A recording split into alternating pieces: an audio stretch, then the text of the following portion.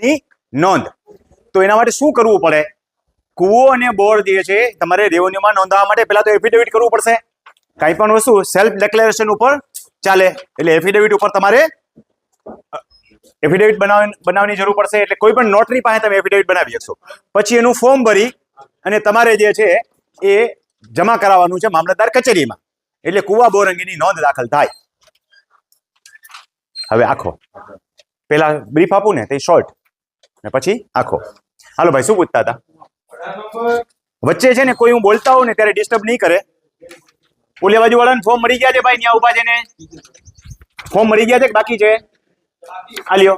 કેટલા જણા બાકી છો? હજી ત્યાં કોઈ બાકી હોય દઈ દો.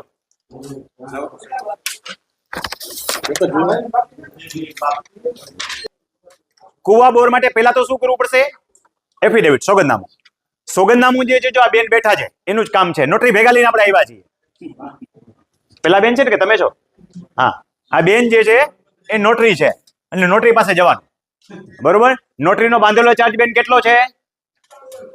300 રૂપિયા ગવર્મેન્ટે બાંધેલા છે. પણ કોઈ નોટરી 300 રૂપિયામાં કરી દેશે નહીં. પણ એ 500-700 રૂપિયાથી વધારે ખર્ચો નથી. પણ તમે ડાયરેક્ટ ને ડ્રાફ્ટ ને બધું કરવાનું કહેશો ને તો એ 3000 રૂપિયા થશે. એટલે ડ્રાફ્ટ તમારે બનાવીને જ લઈ જવાનું, ખાનાય ભરી દેવાના. હરખું આવે તો ટાઈપ કરી નાખો ને, પીડીએફ બનાવી નાખો, પ્રિન્ટે કઢાવીને લઈ જાઓ ને. 300 રૂપિયાનો સ્ટેમ્પ પેપર કાઢી દેશે એ. બરોબર છે? એફિડેવિટ 50 રૂપિયાનો સ્ટેમ્પ પેપર કાઢી દેશે, પછી એના 300 રૂપિયા જ લેશે. તો કહેવાનો મતલબ મારો એ છે કે જાતે કામ કરશો તો પૈસા બચશે. બાકી બીજા પાસે બધું કામ કરવા જાઓ તો કઈ પૈસા બચશે નહીં. તો એફિડેવિટ નો નમૂનો શું હોય એ હવે મારી સામે કોઈ નહીં જુએ, તમને આપેલા કાગળ સામે જુઓ. દરેક વ્યક્તિ પોતાના 7 બાર લઈને આવ્યા છે. જરૂર પડે તો ભરી શકો, હા, અને સમજાઈ જાય તો ભરવાની જરૂર નથી. નહીં તો સેમ્પલ ભરી જ નાખો. જેને ન આવડતું હોય હાથ બાર કાઢી રાખો બાજુમાં. તો ઉપર એકમાં જ મેળવજો, પાછળ સોગંદનામું મેળવવાની જરૂર નથી. એકમાં તમારે લખ્યું છે કૂવો, આડો, લીટો, બોર. બધાને આ કોપી આવી ગઈ છે? કોઈ નથી આવી? કૂવો, આડો, લીટો, બોર આ બધાને આવી ગઈ? કોઈ રહી ગઈ? આવી ગઈ. હાલો, હવે બીજી કોપી હાથમાં લ્યો. આ લ્યો, કૂવો, આડો, લીટો, બોર વાળી. જુઓ, હવે બીજી કોપી મેળવો. બીજામાં કૂવામાંથી પાણી લેવાનો હક દાખલ કરવા બાબત આ બધાને આવી ગઈ? પૂરું થઈ ગયું. તો બધાને હરકી થઈ ગઈ. હવે તમારે થઈ ગઈ હરકી. ફરીને કહું, 2 કોપી છે. પ્રથમ કોપી આપણે ભરશું કૂવો નોંધાવા બાબતે. કૂવો અથવા બોર, કૂવો આડો લીટો એટલે અથવા, બોર હક પત્રકે દાખલ કરવા બાબત. આટલો ખ્યાલ આવી ગયો? એમાં પ્રથમ ભરશું આપણે સોગંદનામા વાળું, એટલે કૂવો, આડો, લીટો, બોર નોંધવાનું સોગંદનામું. એ બધા નજર સામે રાખે. રેડી? હાલો, હવે કામની શરૂઆત કરીએ આપણે. આડો ફોન.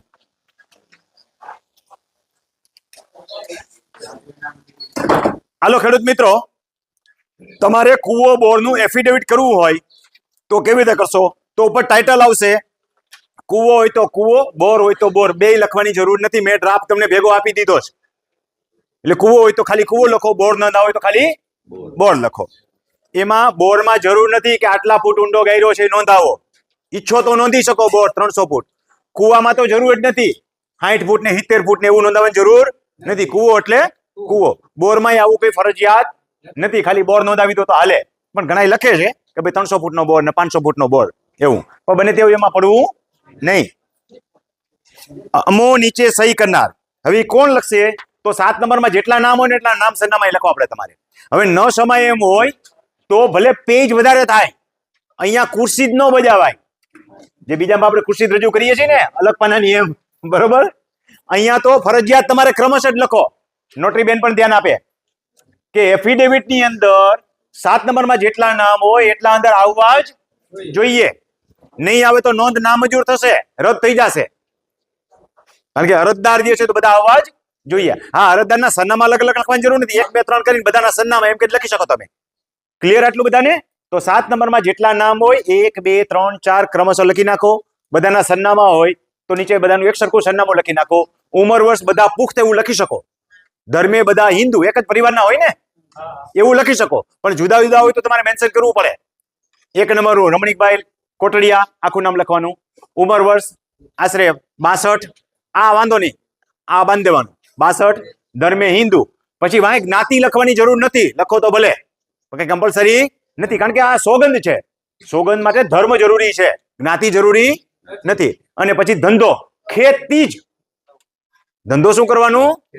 એટલે કુવો નોંધાવા જાવ તો વેપાર હું કામ લખાવસ? ભલે કરતો હતું, બરોબર. ખેતી અને વેપાર એવું લખવું એટલે લખો, બાકી કઈ ફરજિયાત જરૂરી નથી. ધંધો ખેતી રહે. સરનામું, સરનામું પોસ્ટલ એડ્રેસ બજે એવું પૂરું લખવાનું, કારણ કે આના ઉપર 135D આવશે, બરોબર છે. એટલે આ રીતે ખ્યાલ આવી ગયો બધાને. એક ઘણા એમ થાય હોય બાર તો એક જ નામ છે, પણ તારે એક નામ છે, બીજાને 10 નામ હોય ને, એના માટે આ ડિટેલ આપી દીધી. ઇવન તમે તમારું એકનું કામ નથી કરવાનું, ગામ આખાનું કામ કરશો એટલે પણ આ ડિટેલ્સ આપી દીધી. આજ રોજ મારા સત્ય ધર્મ પ્રતિજ્ઞા પ્રમાણે સોગંદ લઈ નીચે મુજબની હકીકત જાહેર કરીએ છીએ, કે જાહેર કરું છું એકલો હોય તો. અમારી ખેતીની જમીન ગુજરાત રાજ્યના જિલ્લો ખાલી જગ્યા, એટલે તમારો જિલ્લો ભરી દો રાજકોટ, તાલુકો પડધરી જે આવતું એ ભરી દો, ગામ ખોડાપીપર, રાજકોટ નું થોરાળા જે આવતું હોય તે ભરી દીધું. હવે રેવન્યુ સર્વે નંબર ખાસ તમારું 7 નંબર હોય એના સર્વે નંબર હોય, જૂનો નવો પૂછતા નહીં, એક જ ભરવાનો, ઉપલો નવો બ્લોક. અહીંયા જૂનો નવો બે બતાવવાની જરૂર નથી. 7 નંબરમાં જે બતાવેલો હોય ઉપર સર્વે નંબર, એ સર્વે નંબર કે નવામાં બ્લોક નંબર લખાઈને આવે તો બ્લોક નંબર લખી નાખો. હવે જરૂર પડશે ખાતા નંબરની. ખાતા નંબર આટલા અને જમીન હેક્ટર આરે ચોરસ મીટર જે લખાઈને આવે ને બેઠે બેઠી લખી નાખો ત્યાં. ક્લિયર? આટલું ધારણ કરીએ છીએ. આમાં કોઈને કઈ પ્રશ્ન? આટલું લખાઈ ગયું એટલે આ ખાતામાં અમારા જરાયતન પ્રકારની આ જમીનમાં બોર અંગે નોંધ કરવા આ સોગંદનામું કરીએ છીએ, બરોબર છે. અમારી ખેતીની જમીનમાં આશરે ખાલી જગ્યા ફૂટ પહોળો અને રાઉન્ડ ખાલી જગ્યા અને ખાલી જગ્યા ફૂટ ઊંડો કૂવો કે બોર આવેલો છે. બને ત્યાં સુધી અહીંયા છે ને એક વધારાનું મેન્શન કરી નાખવું, કૂવો બોર માટે બાંધેલો હોય તો ખાસ લખી નાખો, પાકો બાંધેલો છે, કારણ કે ખબર હશે ને નિયમ છે, કૂવો પાકો બાંધેલો હોવો જોઈએ. ભલે હાલે છે 90% કાચા જ હાલે છે, પણ નિયમ અનુસાર હોવો જોઈએ. અને બોરમાં પણ સાઈઝ એટલા માટે જરૂરી છે, વચમાં ખૂબ પીડા, ખબર છે, બોરની અંદર, એટલે એ પણ ગુનો બને છે જો બોર નો નોંધાયો હોય તો આવેલો છે. અમારા ખાતામાં જરાયતન પ્રકારની આ જમીનમાં આ અંગેની નોંધ કરવા સોગંદનામું કરીએ છીએ. બાકી નીચે ટિપિકલ શબ્દ છે કે ખોટું સોગંદનામું કરવું ગુનો બને છે, એની અમને ખબર છે. ઉપરોક્ત હકીકત ખરી હોવાનું હું મારા સત્ય ધર્મ પ્રતિજ્ઞાપૂર્વક જાહેર કરું છું, જે બદલ નીચે સહી સાખ કરી આપેલ છે. સહી 7 નંબરમાં જેટલા હોય એટલાની સહી કમ્પલસરી છે, ફરજિયાત છે. આટલું કામ અહીંયા પૂરું થયું આપણું. તો આ રીતે એક એફિડેવિટ સાદું બનાવવાનું છે. એફિડેવિટ બની જાય એટલે એફિડેવિટની ઓરિજિનલ નકલ જોડવાની છે, એ ખાસ ધ્યાન રાખજો. ખરી નકલ નથી જોડવાની અહીંયા. તમારે જરૂર પડે તો ખરી નકલ કરાવી લો, બરોબર છે.